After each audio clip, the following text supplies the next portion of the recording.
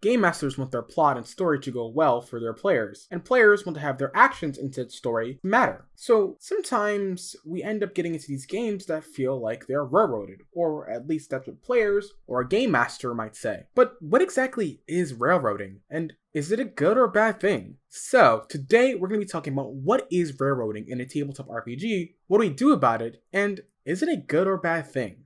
Howdy everyone. I'm Blurty Disposition, and I find better and queer ways to play tabletop games and video games with you. So, as I asked before, what is railroading? You hear it a lot in the tabletop RPG scene, whether you're a player who's in a game or a game master running one.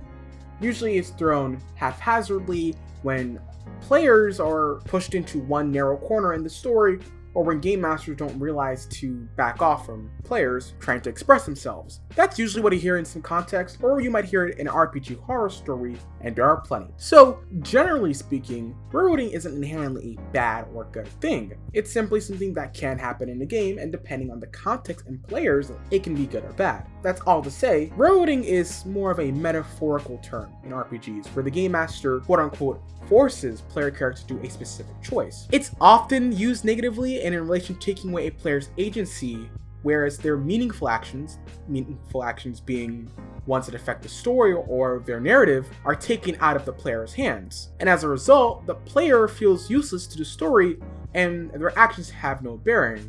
And when a player's actions have no bearing, the players aren't going to have fun. Railroading isn't inherently bad.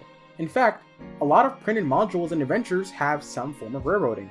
From Strixhaven to The Rise of Tiamat, all those D&D books have some level of railroading. It's up to the GM to set up expectations on the game, and if they don't, then that's where railroading can be a real big problem. I like to even separate railroading into two different categories, those being a participationist and an illusionist. When you're a game master who's a participationist, your players are fully aware that this is a linear game and that the players are going to have no problem with the GM making these decisions for them. It's usually for organized play, for instance, Adventure League. Also, this is the case for one-shots. One of the most, I would say, pretty used one-shot in D&D homebrew is the Wild Sheep Adventure.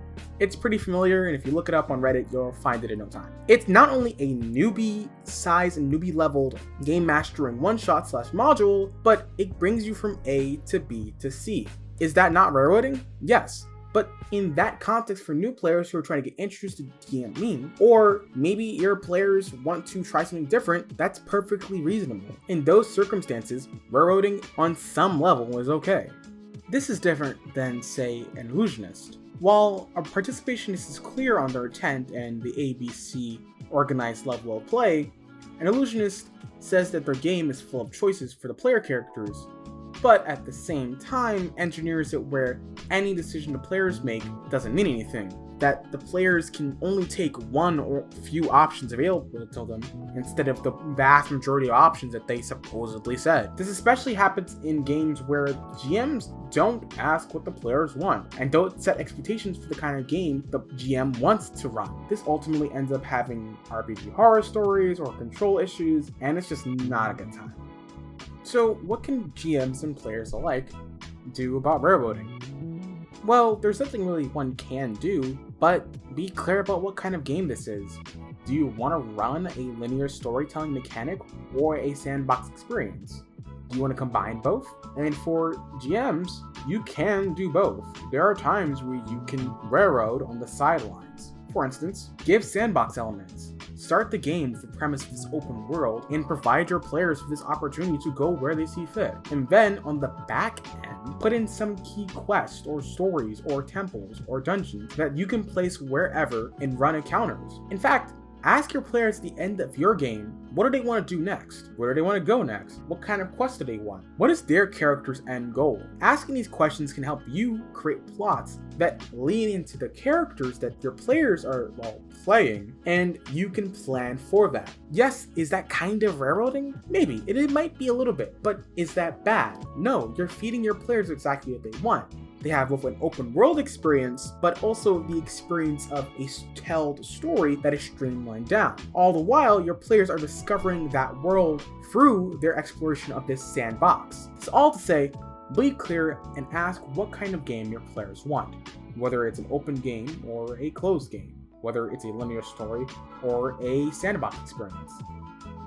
This is all to say, railroading is not entirely bad, but it's not entirely good either.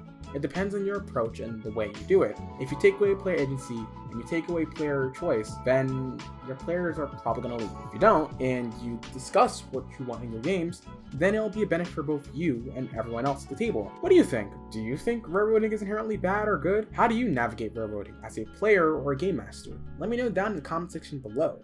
And as always, I'm Blurred Disposition, and I hope you all have an awesome day. Ciao!